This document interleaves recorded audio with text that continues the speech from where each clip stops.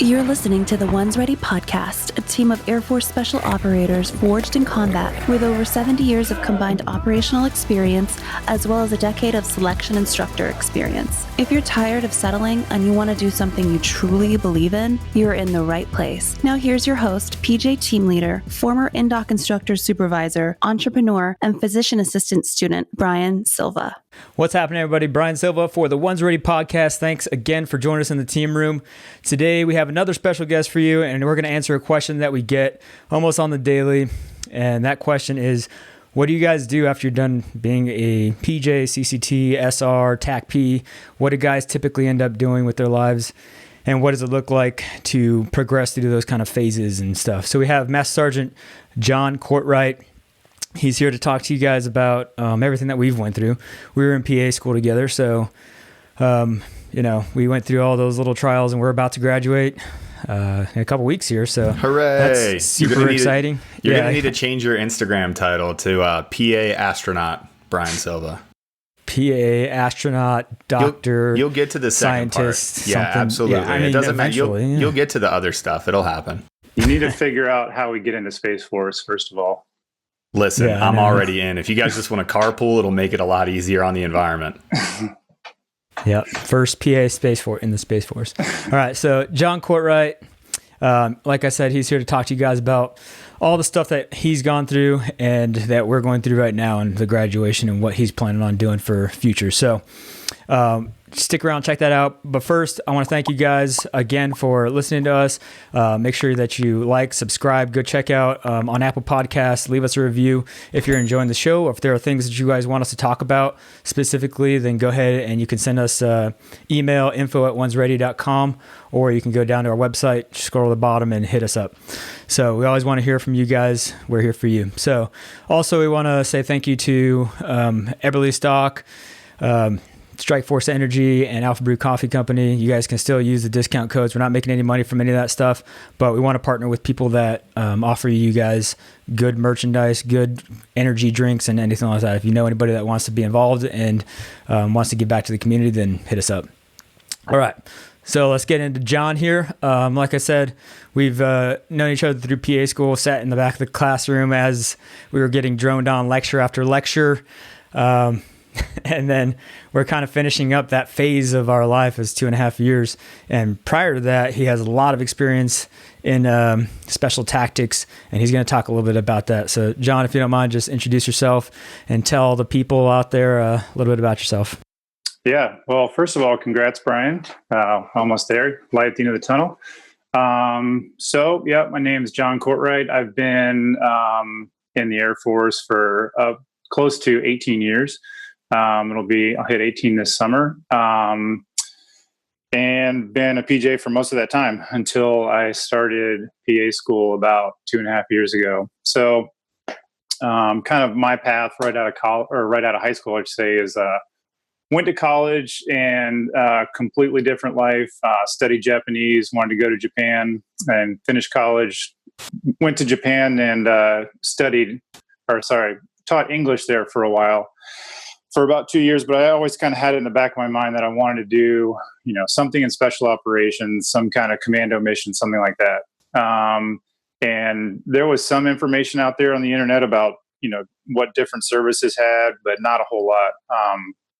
But I'd also always kind of had an interest in medicine. So Pararescue was kind of at the top of my list for things I want to do. And, I realized that I was like getting a little bit older and I just needed to do it. So came back to the U.S. Then started. Let me pause you. How old were you talking? Like when you said you were getting a little bit older, like because we get that question a lot. Like how old is too old? When's your prime? How old were you? Yeah. So when I came back to the U.S., I just turned 25, and I just happened to come back. Like I think it was like September 7th or 8th or something like that, 2001. So I already had in my mind that like I was coming back to join the military, and I'd been, training up with whatever information I could find on the internet about joining Pararescue. So then, of course, September 11th happened. Started talking to a recruiter, and probably a lot of people think in my mind it was like, okay, I'm going to go talk to the recruiter and they'd be like, all right, show up on Monday, you're shipping out. But I didn't realize it was going to be quite a process to actually join the Air Force and like even get a pass test set up. I mean, I would go talk to the recruiter and be like, hey, I need to do this pass test, before I even joined, because at that time it was called GTAP. I don't know what it's called now, but you get a guaranteed spot for training. Yep. And they're like, well, are you sure you can pass it? Because we've had a lot of people show up who want to take the pass test and then they show up and fail it. So like, we're not going to waste our time if you're not positive you can pass it. And then that recruiter couldn't do it anyway. Long story short, it took a while to set that up and then actually get a date to go. So it took probably almost 8 months from when I got back, but that whole time I was training to actually go to BMT. So I went to BMT in, it was more than 8 months then, now I think about it. So August 2002 is when I started BMT, and then 6 weeks later started NDOT.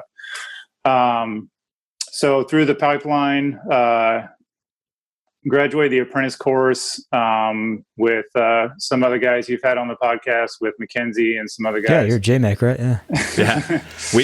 We missed each other by, at NDOC, like we missed each other the first time by about 2 months, and then circled back and found my way back in. But it's funny. I'm like, man, our timelines are lining up almost completely. You were a little bit older, but it's almost exactly the same. And he could speak Japanese too. Well, and he was like worldly and probably not an emotionally immature douchebag, and probably liked by his team. Listen, there's other differences. I'm just saying there are some similarities too, Brian. Hair. That's hair, also obviously. Check out the YouTube. Yeah. I'm definitely in the minority. Like, I get asked that all the time. Like, well, how are you a PJ with that hair?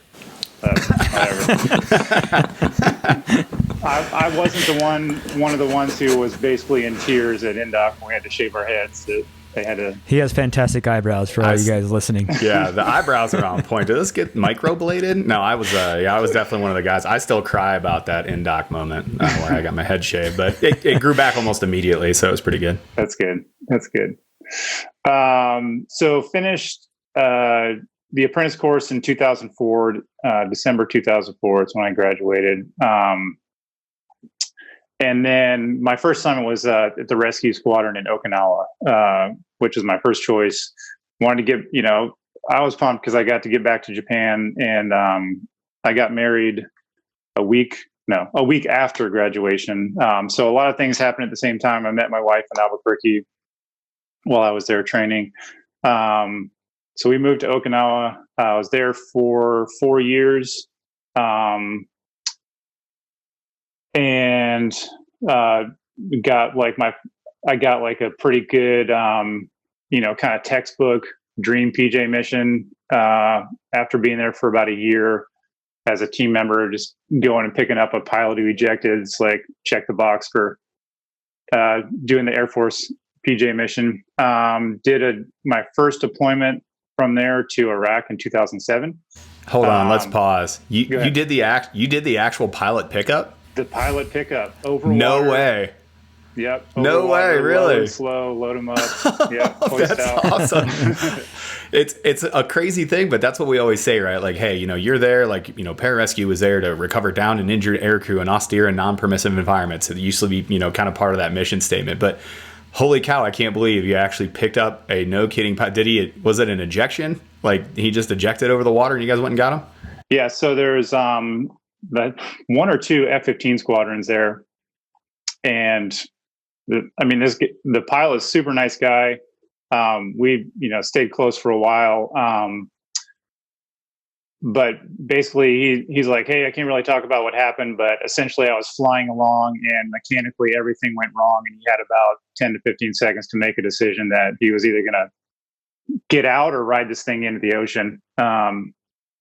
Yeah, so then we got the call, flew out. Sounds like you picked the right decision, made the right decision there. For sure. Yeah, for sure. Yeah, so we got the call loaded up. My team leader was Mike Flores. If you guys don't know that name, he was killed in 2010 in a crash. But yeah, we flew out. And actually, the Japanese Coast Guard is also kind of has some rescue responsibility out there, and it was basically a race to get this guy. So there was already a Japanese helicopter heading there, and fortunately our pilot just made a beeline in for this guy and got us in a position where we can get in the water and pull him out. And he was great. And then, so that was Tuesday. And then we got, they gave us incentive rides on that Friday, which was awesome to fly an F-15. But the whole time I was like, wait a second, have they figured out why that last guy ejected? It's like, is this a problem with all the guys? I mean, hey guys, I'm noticing a pattern that I really don't like here. Yeah. It's people ejecting from airplanes. Are you sure this is, yeah. Anyway, but that was a cool experience. And then, deployed to Balad, 2007. And this was before, if guys are familiar with like some of the medevac stuff that PJ's got into a little bit later. So for us, it was a really slow deployment. I think we did 2 missions that were both recoveries. So getting towards the end of that deployment, I was kind of thinking like, man, I love this job, but like, there's got to be something that, where I'm busier, I'm doing more stuff. And so then a year later, basically I assessed and got selected for the 724th STG in North Carolina. And then we moved there and started the train up there and they have their own selection process in 2009. And was there until I left for PA school in 2017. So about 8.5 years there in North Carolina. And then, the last, like Brian said, the last 2.5 years have been, first year and a half is like getting read PowerPoints for 8 hours a day. And then the last year is I've been in California doing my clinical rotations. And then here we are. So we get a ton of questions about people. We don't really know that much about it. We haven't been to those units and been assigned to those special mission units like you're talking about. Mm-hmm. So I just wanted to get your perspective and put it out there. We always tell guys you should not really be thinking about like that as your end goal or anything like that right now. Focus on the training that's in front of you. So what advice would you give to people that are thinking about those kind of units like you're talking about? Yeah, absolutely. I think guys have talked about it on your other podcast too. Like I know J Mac was talking about like what it's like when you get to your first unit and you're like, man, I've been training for 2.5, 3 years to get here, and then you get there and realize like you have some tools, but you really don't know a whole lot yet. So there is, I think I went at a good time in my career. Is I had 4 years of solid, just like learning my job, like getting good at medicine, getting good at all the skills that you need to be a good PJ, because that's, if you're going to go do something like that in your career, like you need to have a really solid foundation. There's no going there and like learning the basics, and towards the end of my time there, I was involved in selection more, and you see guys who are great guys, but like, they get up there and they're not solid in some area, they're not comfortable tying knots or ropes or setting up systems or, they're solid dudes, but like their medicine skills aren't there or whatever it is. So like, if people have those aspirations, eventually I'd say like focus on what's in front of you, get through the pipeline, get through training and get to your unit and just be like a solid team member. And then, even team leader, I think is valuable experience. And I know like things are maybe different now than when I went through, but, if you can get a deployment or two also, that's really helpful. Yeah, and I think that's the reason why a lot of people will ask us about the special mission units and about those things that are far down the road. And we always, like we were talking about before the podcast, our answer is almost always, hey guys, we need to focus on, let's get assessment and selection done first. Then let's get through pre-dive, then maybe graduate the pipeline. But then you bring up a great point. There's years of practice and years of honing those skills before you should really think about it. So I know we come off as dismissive sometimes on IG or on the YouTube and stuff, but it's great to hear it from the subject matter expert. Like, hey, focus on one thing at a time. It's great to have that 50 meter, that 100 meter target of maybe that's a goal, but so many things can happen in that 4 to 6 years that it's going to take to get there. So man, that's great input. So speaking about your time there, like you spent a lot of time at that unit. A lot of times, we sometimes, I've heard it affectionately referred to as the North Carolina Air National Guard, because you can go there and stay there forever. I mean, it's not, but it's guys will go there and they'll never leave. So you spent a long time there. What was the impetus to get you to go and seek out that next challenge? Why did you want to leave and go be a PA? So a couple things, like I'd heard about the military PA program, kind of earlier in my career, and it sounded like something that I'd eventually want to do. And just the timing worked out pretty well, where I was kind of getting to the point where I'd moved on to an instructor position, and I was going to move on to kind of, more senior enlisted duties and stuff like that. And I felt like I'd done as much as I could reasonably ask to do. And it seemed like a good transition.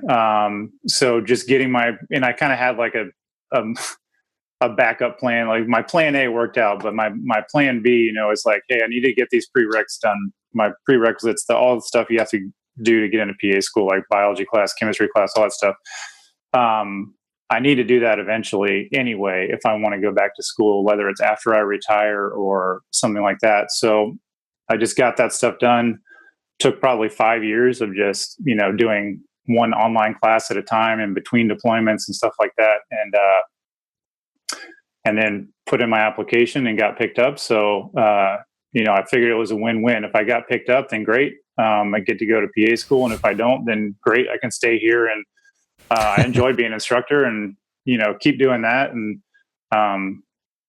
also, I know I haven't seen it yet, but you guys just released a podcast about, family life and that type of thing. And like, I deployed at least once a year for 8.5 years. And not to mention training, and those were kind of varying length deployments. But, my wife jokes that like, we've been married almost 16 years now. And the secret to our success is we really haven't spent that much time together. You'd be surprised how many people say that exact thing. How do you guys make it work? Well, I mean, we're only together 6 months a year tops, so it's been pretty good. Yeah. So all those things were factors. But yeah, I mean, it was kind of like I saw it as, it's not so much as like I want to leave. What's my opportunity to get out of here? But it's kind of like, hey, I'd like to do this other thing as well at some point. Yeah. It's what's the next challenge? Right. We recruit specifically for people that are seeking out that next challenge. And I never meant to disparage. I never mean to disparage any other career field. Like, man, 9 lines are hard. Being an air traffic controller and being a JTAC is hard. Being a special reconnaissance, whatever it is that's probably pretty hard, right? But man, you're talking about stopping. It's hard to say. Yeah, it is hard to say. You're talking about stopping a human from dying, and you're talking about giving, hopefully, medical care to somebody for the rest of their life. Like that's a pretty big challenge. So, but it's not that you wanted to leave. It's just that's a big challenge to seek out. I was right there with you, John, though. I was like, man, I could definitely continue being a PJ. I really love this job. And, the people that I'm around day to day is just awesome, going on trips with guys and, you're enjoying your life. And then, at some point or another, you're kind of like, all right, what am I going to do after the ride stops, though? After you stop being a PJ and you are like, okay, here's your DD-214. Thank you for your service. And what are you going to do after that? So that's kind of some of the things that went through my head also when I was deciding for the PA school thing. But it is a tough decision to do. And I didn't feel as much pressure, though, that I was going to be accepted into like PA school versus like going to INDOC. I was training my butt off for INDOC. I'd been studying like you did for 3 to 4 years and doing classes here and there. But, at the end of the day, it was like, okay, well, PA school, that'll be awesome to do, but I'm not going to hate being a PJ still. Right. Yeah. And I think guys too, this may lead into some of the other things we were going to talk about, but I think in every job, guys kind of gravitate towards different aspects of it. I know a ton of PJs who hated medicine. They would do, whatever it took to stay current, but like they'd much prefer to There's tactics guys, there's jumping dudes, there's guys that like to shoot, there's 100%. There's dudes that all they care about is, free fall or tandem or, those other air employment capabilities, or some guys are ground tactics guys. Yeah. Right. Well, I'm just sitting over here getting all amped up because as the resident non-planner, I love how your story plays out. Like, hey, I wanted to go to Japan, so I did it. Then this other opportunity happened, and it's not like you didn't plan on doing other things, and you had to work towards becoming a PA eventually.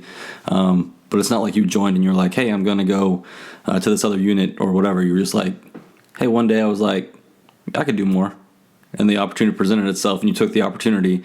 So I really dig that because, correct me if I'm wrong, but it didn't sound like you were over in Japan and you're like, this is how my Air Force career is going to lay out, and at 18 years I'm going to become a PA after doing all these other things. You just kind of worked hard, went where you felt like you needed to go, and grabbed the opportunities when they came to you. Yeah, absolutely. I didn't have I didn't have the long range plan all that worked out, and I know you guys have gotten this question about this kind of being a stepping stone or like part of your plan to go do something else. And I know, Brian, like in the some of the events and stuff, you've seen guys, and I've seen guys there that I've done with you who are like, well, I think I'd like to be a PJ for a bit before I go to medical school or before I go to PA school or something like that. But like when I joined, that was it. Like that's all I wanted to do was be a PJ, and there was there was no backup plan. And it was only later that I kind of heard about these other opportunities and talked to guys who are either planning something similar or something like that. So I guess I was going to say when I first enlisted, I still remember going to the recruiter and okay, here's your date for BMT. You've got your pass test done. Just need to pick 2 or 3 other jobs. I'm like, what are you talking about? And they're like, exactly. I'm going to be a PJ. I'm going to be, yeah. Yeah. I thought we talked about this. It was the whole point of getting the contract. I'm going to go be a PJ. Exactly. They're like, well, you're probably not going to make it. So they may have not have said those exact words. Did you have the same hair at that point too? Listen, man, we got a checklist. Hair, lack of a backup plan. All right, man, you're out. Like the guy we're used to seeing. Yeah. But they're like, hey, a lot of people fail out, and if you do, you're probably gonna have to go do another job. So what do you want it to be? It's like nothing else sounds good. So, and I think having that mindset is helpful. And you, from the podcasts I've seen, and Brian, I know you the whole model of burn the boats. Like, hey, I'm 100% committed to this. I'm going into this, and there's no room in my brain for, hey, if this doesn't work out, I could go do something else, or I could go back to school, or and I think that guys quit for different reasons, right? But I think sometimes that creeps in. They're like, man, this really sucks, but I could always go back and do that other thing that I was thinking about doing, and then I wouldn't have to be dealing with this. And yeah, I connect with it too on a cross trainee level, because just like it's easy to be like, hey, I have this backup plan, I can always flex, I've already thought about it, and that kind of helps. But me as a cross trainee, and I talked about this in the prior video too, there were days where I was like, hey, I was pretty established in my other career field. I could have just stayed in there and kind of coasted and gone out with it. So, man, that definitely resonates with me is that backup plan, or having that other option, as opposed to, truly, hey, let's go forward and we're going to do this thing, and it's my primary focus, and failure may be an option, but it's not an option that I'm considering. So let's go. Right. Yeah, that's 100% where I was with PA school. Also, I was talking about, how I wasn't as concerned about getting selected because I enjoyed being a PJ. But once I got into it, all right, family, gear up, because we're 100% into this thing. You guys know that I'm going to have to be studying. That, it was the same way. I know you have the same thing because you have kids also, and obviously a wife and everything. But it's the same thing. It's like, all right, family, gear up, because we're going to go on this ride together. It's going to be 2.5 years of constantly studying and doing everything for my own kind of I don't know, symbolism is I sewed all the stuff onto my officer coat as soon as I got into PA school, because I knew that I was going to graduate whenever I started. I wasn't going to, there's no going back. I wasn't going to go back to the career field as like, oh, what happened to PA school? You failed it. You know, I couldn't be that person the roast-a-reno would have been spicy in the team room. I made sure I did every single thing that I can and, you know, force myself to not have any route back. It's like, okay, I'm not going to be this anymore. I'm going to be a PA, and that's the end of it. So that's kind of, you know, what I did going into PA school. Dude, I still have like staff sergeant stripes on some of my uniforms just in case. You know, we have nothing in common.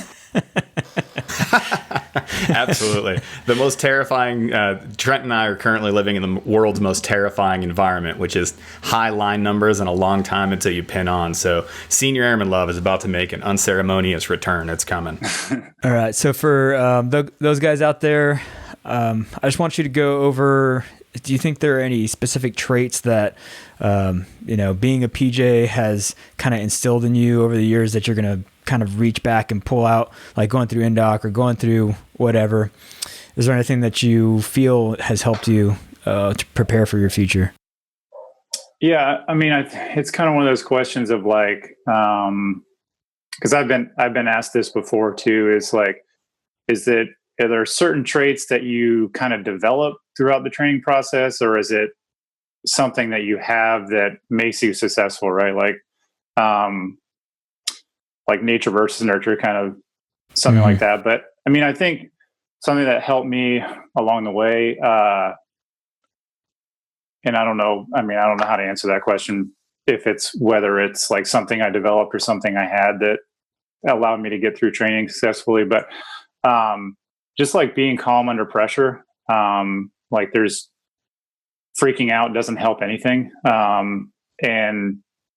And also something I think I did develop more later on in my career is just like my kind of default mode is like problem solving mode, right? So like I immediately go into like, all right, what are we going to do about this, instead of like spending some time either complaining about it or thinking like, oh my God, I can't believe this is happening. It's like my brain switches pretty fast to like, okay, what assets do we have? What can we leverage? How can we make this situation better? And I think, you know, it definitely helps as a PJ, obviously, but you know, even in school and you know, clinical rotations and stuff like that. Like I worked in the ER, and people are like, you don't really freak out about stuff. I mean, like we just had a pretty bad patient, and you didn't seem to like be concerned, or not that I didn't care, but like I wasn't like panicking, you know.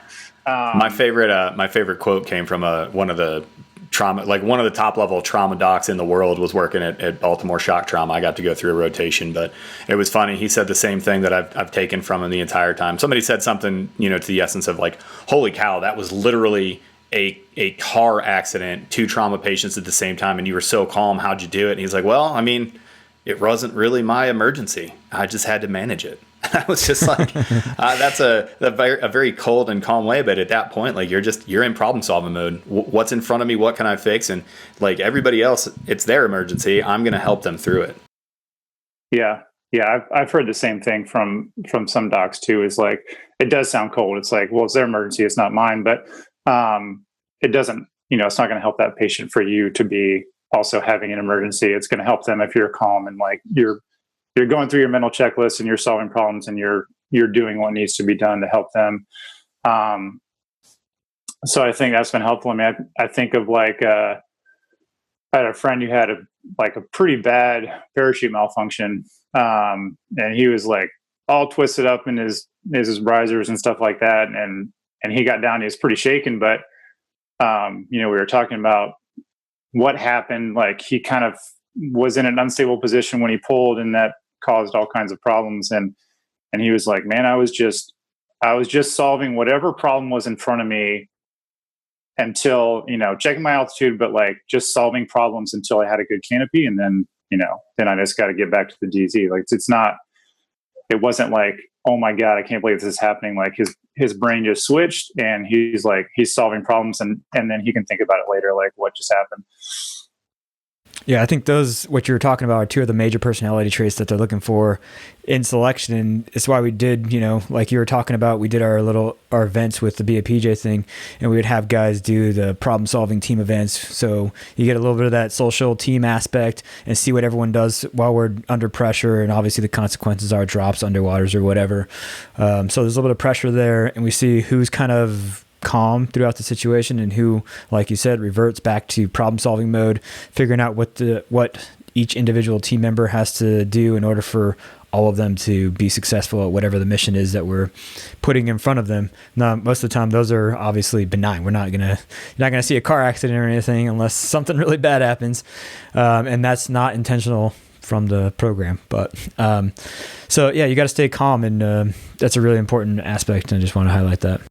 And I remember, thinking back to like in INDOC guys that I looked up to, and talking through kind of like, what's your strategy, kind of what are you thinking about? And the guys that I saw that I felt like were the most successful were the guys who were like, hey man, I'm just going to make it to lunch, after lunch, then we're going to start training again. I'm going to make it to dinner. And then we're going to, tomorrow we'll get up and do it again. And the guys who were like, oh my God, we're only on week 6. It's what's going to happen week 7 is like, you guys know this, but those are the guys who can kind of get inside their own head, I think. And even like specific events is like, I didn't even keep count of like, there were guys who were like, okay, we've done 8, 10 ups. Like they're probably only going to do a couple. Like, no, you're just doing, I was in survival mode the whole time, Classic. Like, no, pass. Yeah, one of the things that I would tell people on like rucks or whatever, because we'd go on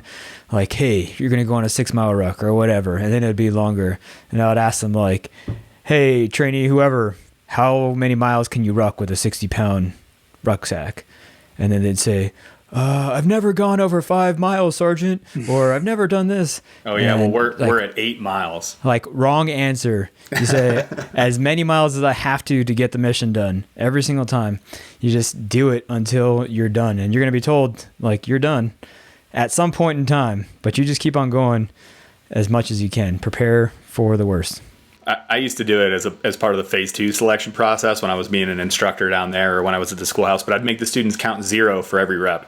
And it was one to screw with them. It was every single like 0, 0, 0, and I would just drop them for that. We would keep count for the number in our head. But I did it also as like a thing to tell them like, hey man, you're not counting till the number. You're counting until we're done, and those are two different things. So don't pay attention to the number. Just be in the moment right here and focus on what you're doing, because we don't know how long it's going to last. Peaches will tell stories about being in firefights, and John, I'm sure you have anecdotal stories of holy cow, it's like 6 hours later and we're still doing this thing. So that's kind of valuable to be fix the problem that's in front of you right now. Mm-hmm. Yeah, for sure. And that definitely translates directly to the job. And I think about this, one of my deployments in Afghanistan, we were going to do a long walk in, but the guy who was playing the routes like, man, we just got like one hill to get over. Like I'm taking one water bottle, throw it in my pocket, we'll be good. And man, it was an epic mountain climbing event. And we used every minute of darkness. It was much longer than it was supposed to be. And, guys were hurt, and guys were, starting to cramp up and all kinds of stuff. And it's just like, you just never know. Like you cannot predict, no matter what you're doing, you cannot predict how long it's going to last, or, how it's going to go necessarily. And even that, like we almost did, a kind of a follow-on mission right after that. So it's like, guys, you can't get into this mindset of like, yeah, we're just going out for, the classic, like I'm sure everyone's seen Black Hawk Down, like, yeah, we'll be back in 30 minutes, right? What are you doing? You're not gonna need that back plate. Not planning on getting shot in the back. Yeah. Okay. You don't need MVGs, you don't need water. You don't need MVGs, don't bring water, just bring dope. Just bring your ammo. Well, in my experience, that's when you just blame the weather guy for whatever went wrong, and then that's how it works out. Of course. Of course. Well, I want to say first off, I'm a little disappointed that you're not like in the emergency room screaming at like nurses, like it's March E. Like this patient, after you get through March, where's your E? Get this patient out of here. That's just how I envision in my head, you screaming at everybody. But like you talked about some of the other options you had out there. What would you have done had you not gotten into the Air Force PA program? And like because PJ sets you up for a lot of things. Brian wrote down a question, made a joke about me being a weather guy when I get out. Because sitting in front of a green screen, which I will definitely not do. I shouldn't say that because every time I say I'm definitely not going to do something in life, I end up doing it, and it's humiliating. I wrote that because everyone always says, all right, PJs, you can be a paramedic when you get out. Controls, you could be an ATC or whatever, work in the tower. And then weather, used to be weather guys. Yeah. You can just, they always said Channel 4 News or whatever. So, I don't know, like Zoom, it must be an upgrade, but I can actually see visible rage coming from Trent's Zoom window, that's a great upgrade. That's a good one. It's like an aura that's coming off of him. Yeah. Cold-blooded. Proceed with your question, Trent. That was it. What were my other options? So, when I thought about it, I thought about like, I knew I wanted to do medicine. And I thought about, I've talked to a lot of people about like trying to go to med school versus PA school and, what do doctors do versus what do PAs do? And, if I didn't get in, then, I'd also looked at other options like, there are a ton of guys in the Guard and Reserve who are, going to med school, going to PA school, or they're already docs and PAs. So it's like you get a guy who's a PJ, and then you hear about these missions that the Guard and Reserve guys do. They have like a legit like board certified doc who has been, or like a surgical PA who's doing like these crazy, intricate sutures on, some mission that the Guard and Reserve is going out to do. So I thought about, doing that option. My preference was to stay active duty. And then, so I guess if I didn't get in, my plan B was like, hey, I've already done the prereqs. I'll just finish out my time as a PJ, retire, and then, look at going to school and, use my GI Bill or whatever else is out there to go to school. Yeah, and that's actually a perfect segue. So, as we all get kind of close to that retiring time, we're all 18-year plus, and I know there's some service commitments and stuff that Brian's going to have to pay back for being a PA and you too. But yeah. So thinking about your peer group and those guys that are getting ready to retire, what are some other options that those guys have explored? I know personally guys have gone on to be A-10 pilots. Some go to the Guard. Some get out and do. I have a friend that I was in Vegas with that now he literally sails around on a boat. And he just kind of lives that sea life, and it is the Dread Pirate Shep, as it were. If you want to check him out on Instagram, go check out the Dread Pirate Shep, former PJ that tools around. It's awesome. He takes his dog with him everywhere. But what are some things that you saw people like when they're making that transition after a retirement or after, even after a career, if they're in for 12 or 14 years and they decide they want to do something else? What have you seen them do? And did their resume as a PJ or their experience, did it help them? And how did guys leverage that into their next position, their next career? Yeah. So I'll definitely check that out because that's my the next thing I want to do is retire and just sail around on the ship. Hey, you got good company. Hit him up. Right. He's a good dude. See if he needs a crew member or something. You could be the first. Yeah. You could be the first mate. It would be great. So PJ, PA, first mate. You're there. And then you start a fleet or something, yeah. Just call yourself Captain Jonathan Courtwright. Yeah.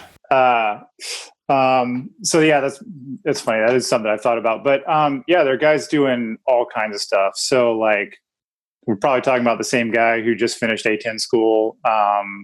And another guy we probably all know he's already switched over basically to the reserves, but he's going to go fly helicopters. And then, like kind of like we talked about before, like guys kind of find a niche as a PJ and then kind of want to take that to the next level. So like, I know guys who've gotten really into diving and then, they kind of go be like an SME, and teach like local law enforcement how to do search dive and stuff like that. And I got another buddy who, has always been, he grew up in Alaska, always been a, mountaineer, talented climber. He retired a couple years ago and he's starting basically a guiding company in Utah, and he's also teaching courses for guys who are still in, rope rescue courses and that type of thing. And then I got a friend who is a controller who is just kind of always like super smart guy, always into kind of how things work and the tech side of anything we were doing. And he separated a little bit before I started school, and he just finished his undergrad in mechanical engineering. He's about to start his master's degree in mechanical engineering. And he's already got so many job offers because there are like so many companies that, they may have technical expertise in, engineering, for example, but they don't have anyone who works for them that has real world experience or has, experience even in the military, much less like special operations. And I saw it a bunch when I was working in North Carolina, when someone's trying to develop some kind of new capability or something like that. And they get this great idea on paper and they bring it to you like, hey man, that's not even solving a problem that we have. And what you brought to us, like, is not feasible. Like, it either weighs 200 pounds and you're telling me to throw it on my back, plus I got all this other stuff, or, it solves a problem in such a limited scope that it's not even worth worrying about. So he's kind of already tied into that. And I know he saw that, he saw that like, hey, what these guys are really missing is, they don't have someone who can talk the lingo and have that, engineering background, as well as like sort of the common sense that you develop from having an operational career. So there's a big thing, like we talked about, like guys going to PA school, medical school. There are guys who get out and do something totally different. Like I got another buddy who's got this whole like, kind of real estate conglomeration with friends and family members that he's got going on. But yeah, it's all over the map. But I think, like, to your point about kind of what traits, the other aspect that I've seen a lot too recently, and we have the same peer group of guys who are looking to make that transition, is there are tons of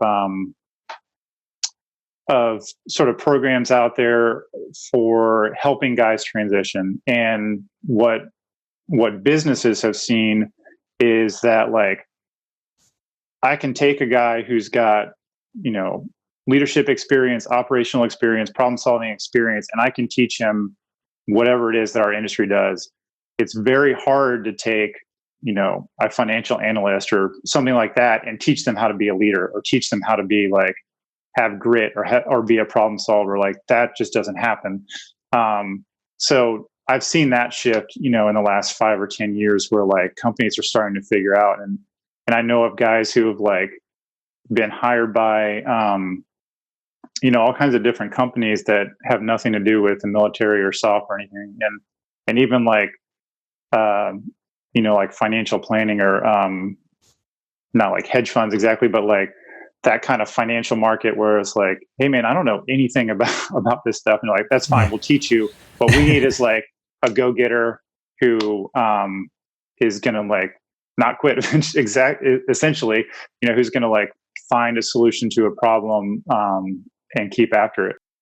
Yeah, so it sounds like all the stuff that you were talking about and we've been talking about through selection, that same team mentality where most of the guys that are going to go out there, they want a person that's going to be functional, that have those leadership qualities like you're talking about, problem-solving ability, and to be able to see a target and then go for that target, not look at the clock all day like, is it time for me to go home, work the hourly wage. I think all of us have that mindset where like, all right, these are my tasks that I'm going to get done today, and this is what I've planned out for myself. So I'm going to stay here until the job is done, and then I'm going to continue, throughout the next day, and that kind of stuff. And we plan ourselves around tasks rather than, watching a clock. And that's how it's always been for us in ST.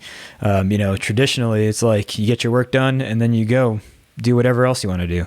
That's kind of the mindset that we have towards most of the stuff we do.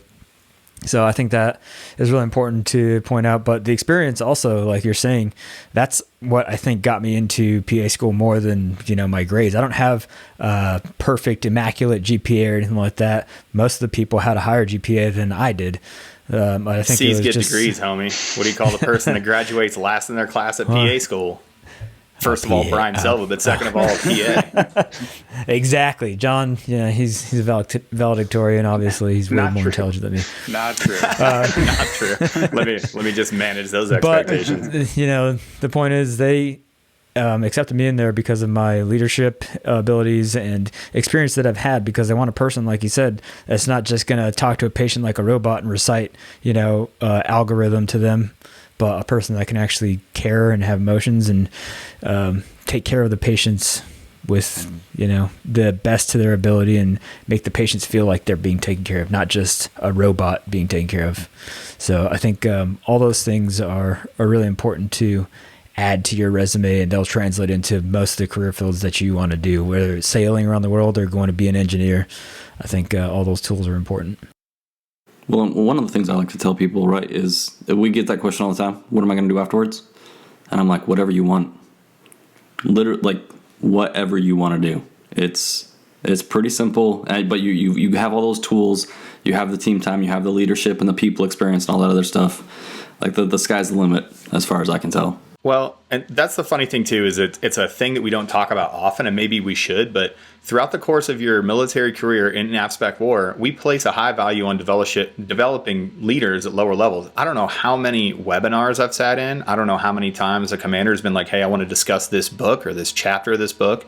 Hey, I want to focus on this reading list. I want to develop you as a leader. Like, you're getting all of these tools that sometimes you don't even know. Like, granted, I know exactly how to protect my IT by taking that stupid CBT every year. Like, no, Carol, I don't want to listen to your mixtape, and I'm sorry you forgot your badge at the door. But you get a whole bunch of extra added stuff that you kind of just forget because in the development mindset, absolutely you get to do whatever it is that you want because you get all of those tools and that experience on the back end just kind of as an addition to doing the job. And by the way, I chase that dude that steals my phone every single time. I know I'm not supposed to. I know. I'll take the negative 25. I know it's only minus 25. I didn't get the trophy for it. I don't care. I'm chasing him down. Yeah. It's like, no, he could be. I'm like, but I could be dangerous. I'll go get him. Give me my phone back, dude. Trent's like Walter White in Breaking Bad. I am the danger. I would never want to work in that office represented by that CBT. It drives me insane when she asks me about her music or whatever, dude, and I'll just man, I got every single time, why are you judging me? Yeah. Like, how do these people get clearance to get in this building that's super secure anyway? It's confusing. Hey, but let's get back. That's the most there's the only people that are gonna fucking know what we're talking about is people like I'm watching, like I'm taking this dumb IT awareness CBT. But if we could take your career back from the very beginning, is there anything you would change timeline wise? Maybe not go to Japan first because you're going to end up there later, or is it just you go with the flow? I mean, most PJs, as far as I can tell, are kind of like that surfer mentality, go with the flow, nice and easy. But is there anything you would change about how it's all played out? Yeah, good question. I mean, the short answer is no, but I've thought throughout my career, thought about would it have been better to go, join right out of high school, and then there are tons of opportunities, while you're in to get a degree. Aaron, like you were saying, you're not only are these kind of behind the scenes skills that you're developing and just being in the community, you develop, people tell me all the time here, oh, you're good at standing up in front of a group of people in briefings. Well, I'm not. Do you know how many I've just had. Do you know how many briefs I've had to do, and how do you know how many times they're like, oh, I get so nervous talking in front of people. Do you know how many times my career has literally either been made or broken by my ability to stand in front of somebody and talk? That's just a thing that you're expected to do. Right. And bred into you also, especially through team leader upgrades and stuff like that, is selling your mission, right? Being able to answer the questions you're going to get and with confidence. I mean, if you get hey, me and my team want to do this mission, we're capable of doing it. What are you going to do about this contingency? Ooh, yeah, I hadn't thought about, you're not going anywhere, right? So, Flex on the X is always the right answer to that. Listen, man, it's Met TC dependent. We're gonna flex on the X. I'll hit you up when we get back to base. Yeah. Briefed. Yeah. Yeah. So you're kind of developing all that stuff along the way, and what was the question originally? Sorry, I got off track.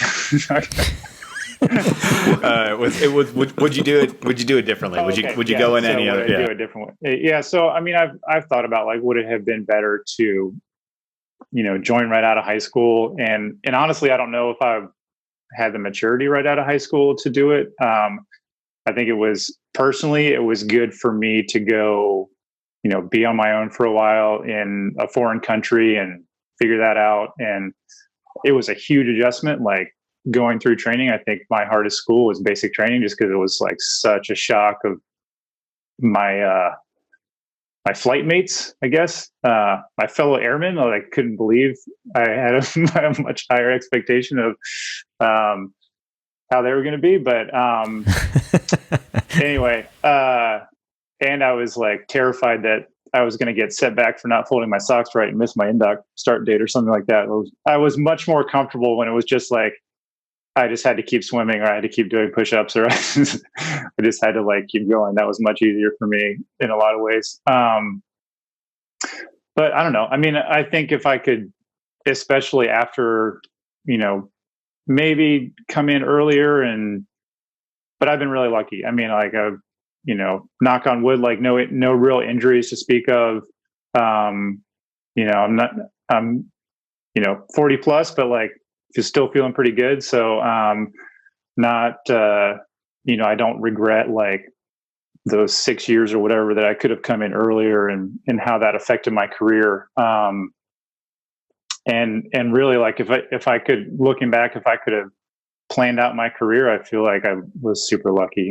I got to, like I said, got to go to Okinawa. I felt like I got, when I was in North Carolina, like my job was changing every 2 to 3 years. And so there was always like a new challenge, and there was always kind of a new area to get into that really kept me engaged. And then, and it was a tough decision. It was like I kind of said earlier, I tried to look at it as a win-win, but it was like, hey, I'm either, the flip side of that is like, hey, I have to give up this job that I really like, or I have to, say goodbye to this opportunity to go to PA school, at least for another few years. So I try to look at it a positive way, like however it works out, like I'm winning. So, yeah, I don't think I could have planned it out any better. And I got in at the last minute. Yeah. I mean, I had to like apply for a waiver that I don't think they're even granting anymore. So, I took the last ticket. Yeah, bus was about to leave. You stopped him on the way out. So one of the things that I've thought about, doing this PA thing, I would have rather gone through Indoc again, because like you're saying, doing the push-ups, doing just bonding with the team and that kind of stuff. Like you have friends for life in that kind of situation, where as PA school is kind of different. It's just strung out over such a long period of time, and you're just constantly staring at a TV screen or a computer screen or whatever, and you're just trying to read and listen, and you're not doing all the same thing. So it's kind of polar opposite of where we came from. So do you think overall the opportunity is there for like the same amount of satisfaction, or do you see kind of yourself just always missing the career that you had? Well, I think I miss it already. Right. Like, and like I don't think about it a whole lot, like you were saying, you kind of like, your head's either stuck in a book and you're just kind of like, the grind, your head's in whatever the saying is, like your head's at the grindstone, you're at the grindstone. Grindstone analogy. Nose of the grindstone. Ear to the streets. Thanks. Nose of the grindstone. Yeah, I'm a big saying guy. So if you can't stand the heat, then a bird in the hand is worth two in the bush. Yeah. So exactly. I was going to say get out the wild west, but whatever. Anyway, you're kind of focused on like, especially when we were in San Antonio, like there's always a test a couple days away. So like there wasn't a whole lot of time to think about it, but like every once in a while, like we were watching some skydiving video yesterday or something like that. I was like, man, that was a lot of fun. And I miss it. But I think as far as job satisfaction goes, it'll be different. Like you said, Brian, it's a different community. And but one of the things that I took away from my prior PJ job and then the job now, like the big satisfying thing for me is just helping people. And, you know, whether it's in the ER or in clinic or something like that, where you explain something to them so that they're, you know, a lot of people freak out about pretty minor symptoms. So you can kind of like explain that it's, you know, this is normal or it's not a big deal, or you can offer them some treatment that's going to help them, or even when you're delivering, you know, difficult news in a good way, then that can be helpful for people. So I think that part is going to be really satisfying. And I think that is one of the things that I was thinking about when I was thinking about making this switch. And, you know, maybe a blessing and a curse, but like I didn't have that many patients as a PJ. So yeah, that was one of the things that like I said, blessing and a curse. Like it's one of the things about the job is like, and I know you guys have talked about this before on the podcast about, you know, your dream mission is someone's worst day, right? So like, yeah, you're getting to help somebody, but it's either one of your buddies or it's a fellow American who needs help, which is, you know, not good and can be hard to deal with. But so I think that part of it is really satisfying. Yeah, that's awesome, and I definitely connect with it. Like I agree with everything you're saying, obviously, because you know that we're obviously in the same sort of ilk of, hey, I'm always looking for that next mission, but when you kind of make that realization, like that's somebody else's most terrible day, like that always changes it a little bit for me. So we always ask kind of at the end for anybody that we have on, and especially from you with all of your experience, with everything that you've seen in your career. So if you had just, you know, one or two maybe nuggets of wisdom, something that you would put out there to the people listening that are getting ready to come in this career field, is there any advice that you would give somebody trying to get into special warfare? What would you say to that young guy or gal that's trying to get ready for assessment and selection right now, and then hopefully have a long career afterwards? Yeah. So I think to narrow it down is like prepare and commit, right? So like if you're already listening to the podcast and you're doing some of the programming, like you're already on the right track, right? So and I know the guys that you've seen, Brian, who've done your program and have been successful, you know, at selection and that type of thing, because they're because you're not going to be ready for everything, right? There's going to be surprises, there's going to be challenges, there's going to be stuff that you haven't seen before, and that's part of the point. But when I was preparing, like the only information out there was like guys talking about getting shin splints and stress fractures and stuff like that. So I was like, well, I'm not going to get an overuse injury. So I just made sure that I was running and putting a lot of miles in and that type of thing, so that if I was, you know, it wasn't going to be something like that was going to pull me out of the program as far as I could help it. Yeah. And then like we kind of talked about before, like committing to it and, you know, in the Air Force and probably outside of the Air Force too, but I'm sure you've seen it, Brian, like you run into some guy like, oh yeah, you were a PJ. Yeah, I was going to do that. Or yeah, I was an indoc for a while, but you know, I decided I'd rather be a med tech or whatever it is. Whatever their story is, like, just commit to doing it. Like if you want to do it, then do it. And it's a hard decision. It's a big decision. It was hard for me to make, to like, you know, sign up and commit myself. But once I did, then that was it. It wasn't like, oh, let me try this for a while and see what it's like. And I think a lot of guys, like when I went through training, you know, I didn't know any PJs. I didn't know what to expect. There weren't really like any videos out. But you know, guys get there and like, man, I just didn't think it was going to be this hard. I didn't think it was going to suck this much. I didn't think it was going to be this tiring. Like, I don't know what you expected, but yeah, it is going to be. So just, you know, sign up for it and do it. You know, it's easy to say, but I think like you guys talked about, and past podcasts that I watched, like it's mindset, right? So, and then kind of like when I was the big advice that I had going in from what was out there on the internet, I guess, was like the grad standards are out there, or they were, and just be at that when you start. Like, make that your goal. And the guys that are physically fine, successful, are usually guys who are kind of at that standard when they start. It's that, I mean, there are a ton of stories, and I got tons of buddies who were like, yeah, I had no idea. I joined to be a cop or whatever. And then I got this recruiting brief. I was like, oh, that sounds cool. I'll try that. I didn't know how to swim. Could only do 3 pull-ups. That damn Superman song on that Cool Guy video got me at basic training. I can't believe it. Every single, if I go crazy, well, you can call me Superman. And then just dudes jumping out of a plane. Thank goodness. Yes. I would say we have to worry about copyright, but number 1, it was terrible and it sounds like a parody. And number 2, 3 Doors Down is currently playing Mike's Tire Center in Arizona. So I don't think they listen to the podcast. Yeah. They're going to get their money out of you if they can, though, if they're working Mike's Tire Shop. Yeah, that's true.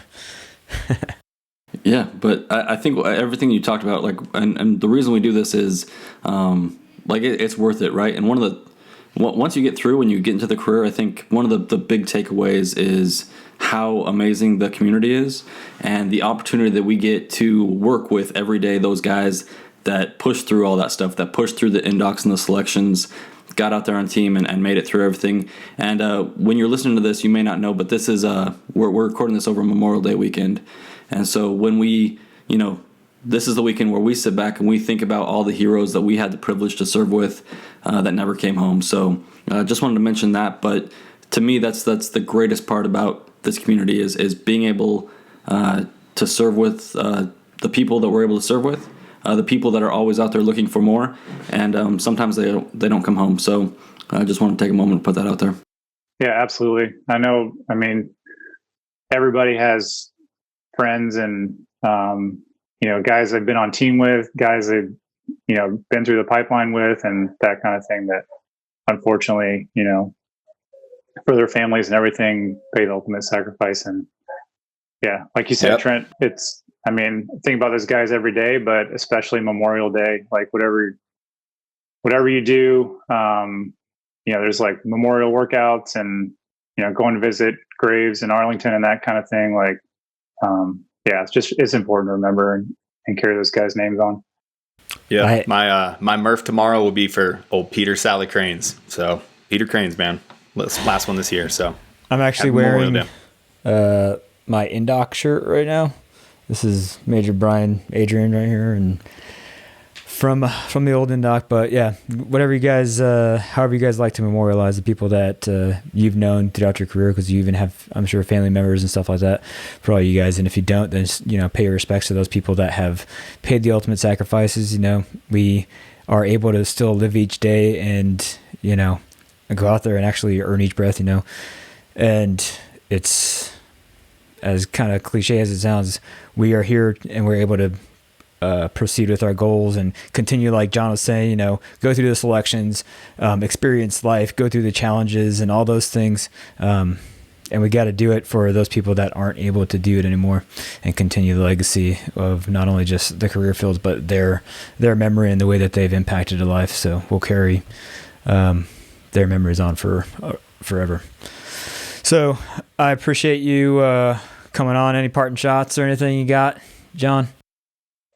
No, I appreciate the opportunity, and it's good to, if nothing else, hang out with you guys virtually and tell some funny stories. But I appreciate it, and like if you get follow-up questions or something I can answer, then don't hesitate. Awesome. Yeah. Thanks for coming on. Can't say enough how much we appreciate your time. Congratulations. I know you guys are at the end of the pipeline for the PA thing. So can't wait to see what you do there. But mad respect, not so much to Brian. Brian sort of just muddled through it, but especially you really did really, really well. All right. So thanks again for all you guys for listening to the podcast. Like I said, go ahead and like, subscribe, leave us a comment out there on the Apple Podcasts, 5-star review. We really appreciate it. Go check out the store, onesready.com. We got some new shirts in, those Gray Man shirts. And then also for the grad standards, like John was talking about, those are at beapj.com.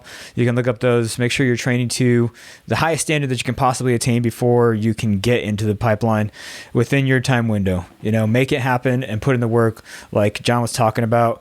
You have to have that preparation aspect, and then you have to be dedicated to the thing that you're going to do. So prepare, burn the boats, and then, no looking back. Once you get accepted and like this is your course in life, this is your next step, your next chapter, whatever it is, whether or not you have family, get them prepared and get them ready to go along for the ride, because it's going to be rough. And those things that you do that are not difficult, you can go, not knocking anybody that works at Walmart or works at whatever store, but those things are not as difficult to get into, and it's for the most part less rewarding for those people. You go to a difficult course, you go and be a PJ, or go to the 724th STG, you go to PA school, all those kind of things. Those are things that you can look back on and people are going to be like, wow, those are really impressive things that you can put on your resume. And whenever you get out and you do whatever the next thing is in your life, you're built up this whole big resume that shows that you have a proven record of, you're going to make sure that the job is done and you're going to be successful at whatever endeavors you end up achieving in life. And I think that we derive a lot of that. It starts from the preparation that we put into preparing for selection. And then it continues throughout our career, because like Aaron was talking about, we all have different challenges, whether it's, public speaking or jump master or whatever comes up. There's always something that is going to be that next challenge you're focusing on in life. So take it one bite at a time. I always say, how do you eat an elephant? It's one bite at a time. Same thing here. You can look at all these things that John has done in his career, and you're like, wow, that is amazing. That seems unattainable. But he's, like he said, he went with the flow. He learned Japanese. He went through all these. He learned how to fold his underwear. Yeah, he made it through that challenge. If you look at a guy every single guy in the Air Force, every single Silver Star Medal of Honor winner, guess what they had to do first? They had to fold their underwear in 6-inch squares and be evaluated on that. So, got to start somewhere. So take each this close to basic training honor grad. It was 6.1 inches. It was a little bit out of regs. It wasn't as tight as the last guy. So take every challenge as it comes, and then when it hits you, you're dedicated 100% and make it happen. And you continue to do that throughout the rest of your life. And I think that's the culture that is instilled in us through the career fields and the people that we've been around for the better part of 2 decades. So again, John, I appreciate you coming on the show and talking to all these people. If you guys have any questions for John, you can hit us up at info@onesready, and then we'll send them over to John's email. And again, you guys got that info about the 724th. Don't focus on it right now. Focus on what you have in front of you, just like all the rest of the challenges that are going to be coming up in your life. All right. So I appreciate you guys listening again. Check out the next episode. It's going to be awesome. And then make sure you go out there, earn each breath. All right. Later. All right. Later. Thanks. Later. Thanks, guys.